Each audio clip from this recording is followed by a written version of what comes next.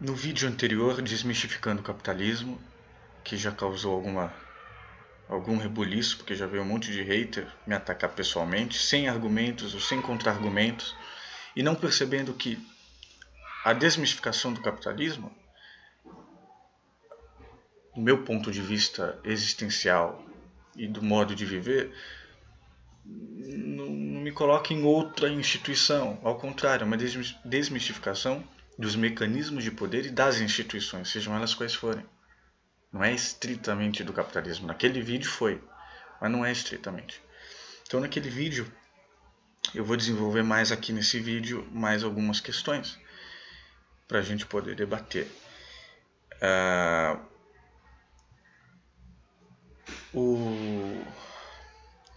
Eu acho engraçado que existe essa frase, essa expressão, né? Menos Mises, mais Marx. Ou mais Marx, menos Mises. Ou menos Marx, mais Mises. Ou mais Marx, menos Mises. Menos Mises, mais Marx, etc, etc, etc. Porque são dois veios, digamos assim. São dois pensadores, primeiro de tudo, são dois pensadores, antes de qualquer coisa. E devem ser tratados como pensadores. Do ponto de vista disso, Marx, saindo de qualquer partidarismo, de qualquer consequência histórica do marxismo, Marx é um teórico intelectual muito mais fecundo, muito mais significativo do que o Mises, tá? Inclusive como teórico do capitalismo. Não só o Marx, mas todos aqueles e tal, do Manifesto Comunista. Isso precisa ser visto como pensador. Ponto. Agora, também deve ser tratado os pensamentos dos dois como mecanismos de poder. Então é o que eu disse no outro vídeo, não adianta falar em livre iniciativa, livre mercado, a partir do momento em que você apostando nisso, investindo nisso, pode ser muito significativo, pode ter muita coisa interessante. Mas isso na verdade é um mecanismo de poder e de captura. E aqui eu estou com Deleuze e Artaud. Dos seus órgãos, dos seus desejos, da sua potência, ou seja, como se você, os seus desejos, a sua potência, potência como produção de acontecimento imanente em você, não fora, só pudessem ocorrer, só pudessem se efetuar através desse filtro, que no capitalismo é o filtro, de modo geral, econômico, mercadológico, de lucro, de consumo ou consumismo, que está mais ou menos empenhado no pensamento do Mises. Quer dizer, de livre já não tem nada, do ponto de vista humano existencial. A gente se relaciona com isso, a gente pode se relacionar ou não, ou paralelo a isso, mas é um filtro, é um corredor estreito. O marxismo é outro corredor estreito, de pensamento e de atuação. E o marxismo e as correntes de esquerda no geral, elas podem ser muito perniciosas do ponto de vista humano e existencial, na medida em que você está rebaixado e precisa tomar o poder, se empoderar. Será que é isso mesmo que a gente vai botar no sentido da existência? Numa promessa, numa esperança? E são duas ideologias. Existe uma ideologia capitalista também. Ideologia como meta-ideia, como supra-ideia, como uma ideia suprema que orienta, que é norteadora. Então perceba, é por isso que Artaud é libertário, é por isso que Nietzsche é libertário, e Deleuze depois se debruçando sobretudo sobre Artaud. Porque as instituições, elas tomam de assalto a potência imanente do nossa, não é nem do ser, porque somos mais do que identidades, mais do que individualidades. Então,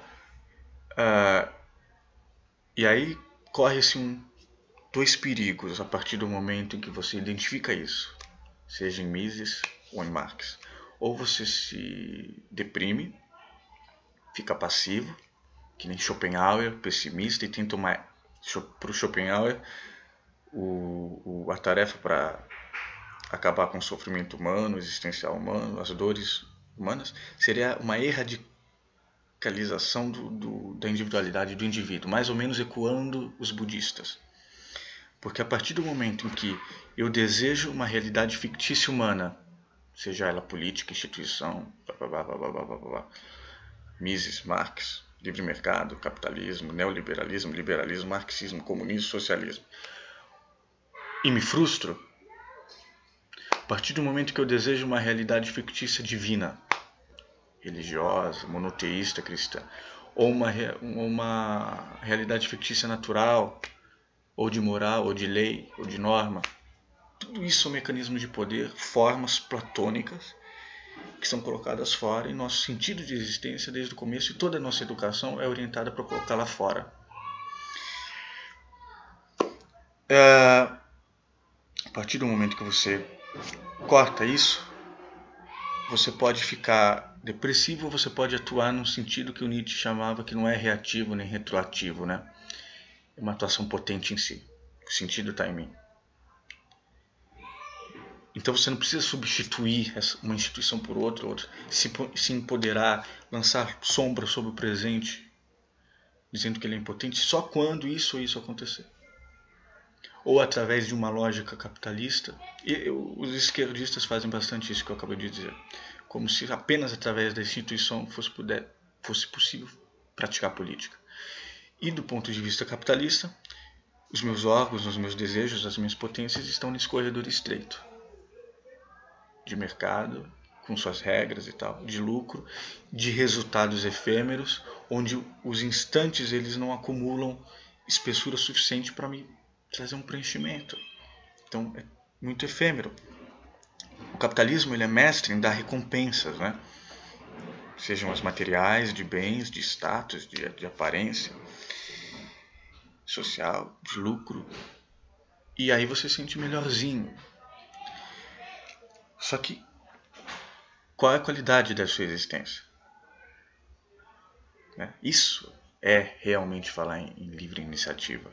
Isso é realmente falar em liberdade. Começar a falar em potência em si, imanente em si, e liberdade.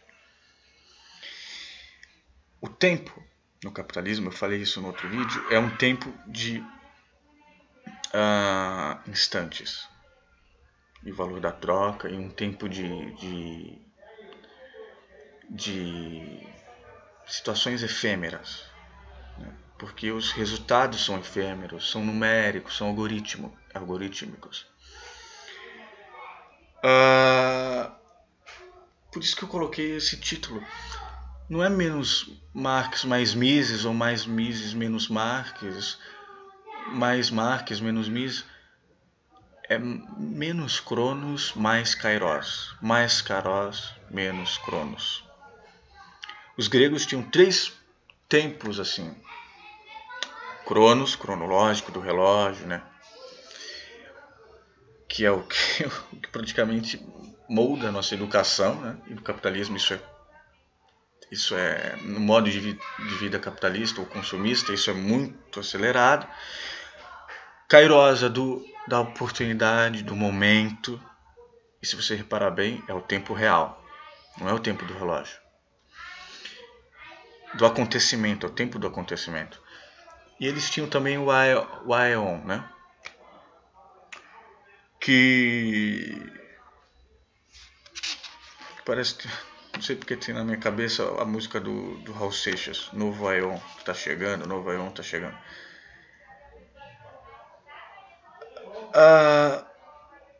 Como é que a gente pode atuar numa transmutação desses valores platônicos que os sistemas e as instituições e os mecanismos de poder nos bombardeiam, para poder atuar e jogar o sentido da nossa existência no acontecimento, não mais numa forma platônica,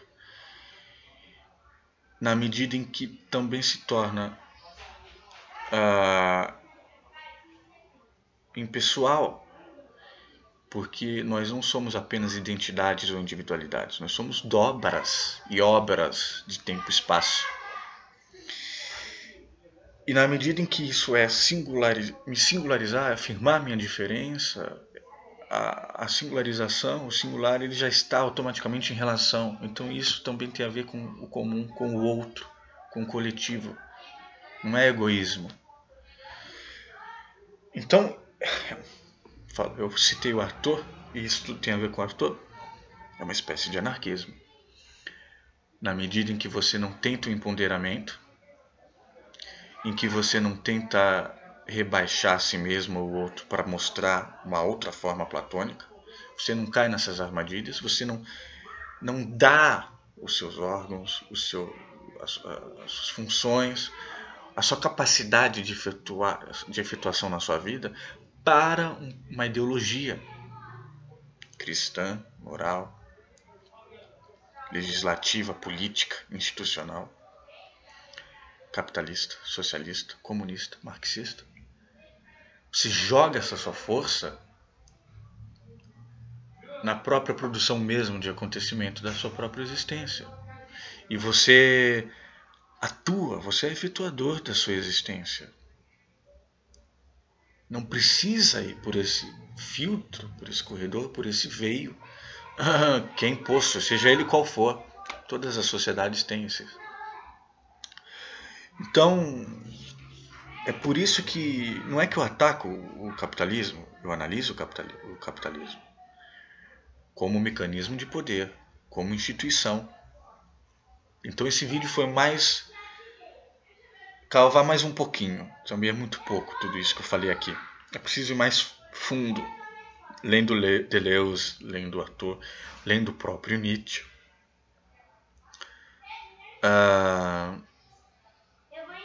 E investigando em que medida eu sou dono participatório do sentido da minha existência e aonde eu direciono esse sentido, para onde eu direciono. Para uma forma externa ou imanente em mim? Imanente em mim como efetuador, independentemente dos filtros que estão disponíveis e que são impostos. Muitas vezes com denominações e ideologias que falam em liberdade, mas que não tem nada de liberdade, ou que tem um mínimo de liberdade. E como é que, não necessariamente eu ataco isso, mas eu me relaciono justamente, como eu disse, numa transmutação, numa transvalorização constante. É isso. Eu vou fazer mais vídeos nesse sentido também. Vamos debatendo